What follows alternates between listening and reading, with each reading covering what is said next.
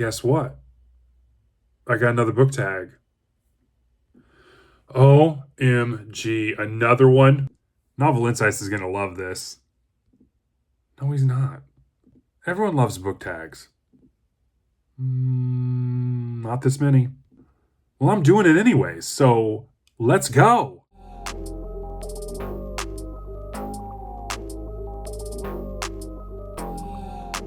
Welcome back to Kevin Toll Reads. I hope you are doing well. Yes, it's another book tag. I was tagged by two different people. Have you ever wondered why YouTube is so sporadic in notifications? I got tagged by BookBuds like 12 days ago in this tag. And then I was tagged by Brian at Adventures in Literature on this tag as well.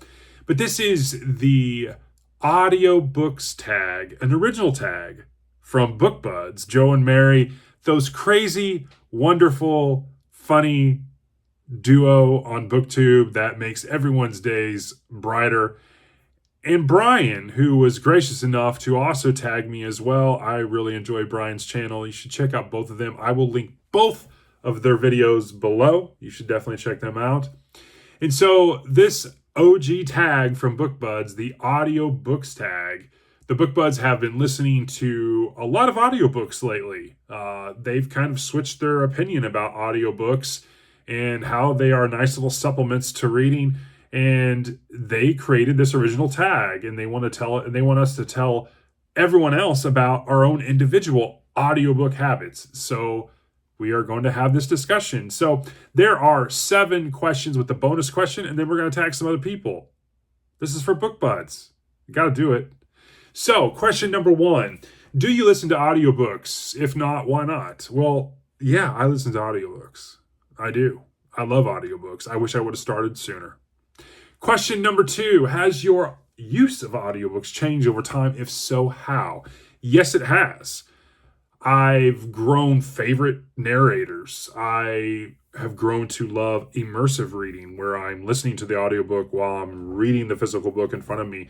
I find that fascinating. And I think the speed at which I consume audiobooks and listen to them has increased over time, especially when it comes to specific genres. Number 3, how do you choose which book you will read versus listen to? And it really depends on my goals. It depends on that. It depends on the book's genres. If it's something that I know I can consume while multitasking, for sure, because it's not a huge fantasy epic with multiple characters and, I have to get real focused on, I definitely can see myself gravitating towards audiobooks versus physical books. If it's something that's very epic and I really have to focus, if it's nonfiction, then I definitely prefer to have the physical book in front of me and do it that way. Ultimate is to do both, where I listen to someone talk and I have the physical book in front of me and I'm not doing anything else but those things, where I'm completely immersed in sound and sight. But yeah, it depends on a lot of different factors.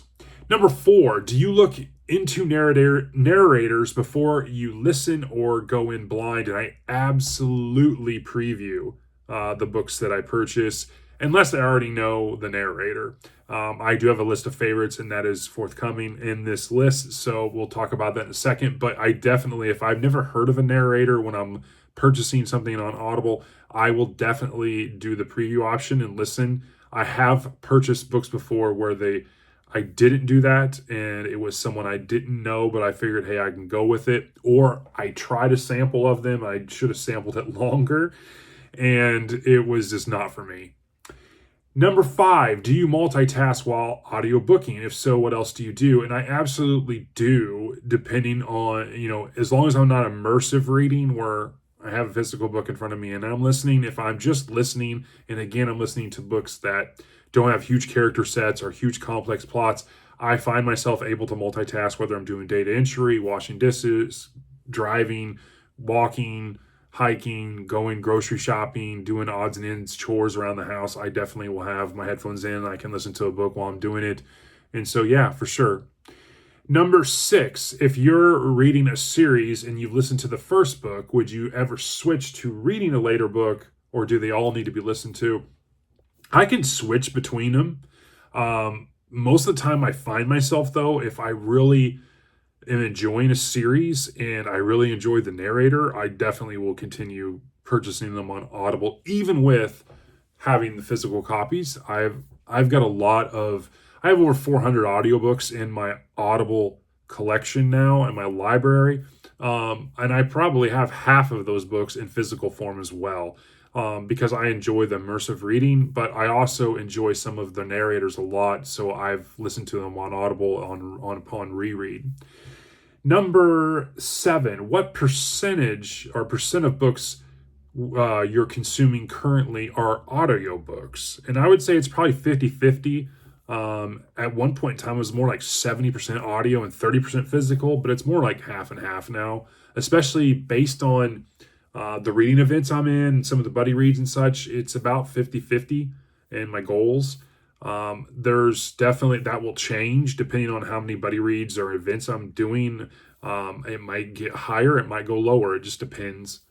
And then there's a bonus question. Do you have a favorite narrator or favorite book that you enjoyed in the audiobook format? And I have a list. Project Hail Mary is one I told about a lot. Ray Porter is the narrator. Unbelievably good. Dresden Files, I talked about that a lot as well. James Marsters is the narrator. You cannot go wrong. He is Harry Dresden to a T. There's no denying that and no argument there. The Dark Tower books from Stephen King, George Goodall and Frank Mueller. Anything that's done by those two gentlemen, I think, is fantastic. They just have their voices is so distinct. But yeah, definitely great performances in doing the Dark Tower books from Stephen King. The Reacher books from Lee Child, if the Dick Hill originals are fantastic, and then obviously Scott Brick took over some of these narrators. God rest their souls. Frank Mueller, Dick Hill, they're no longer with us.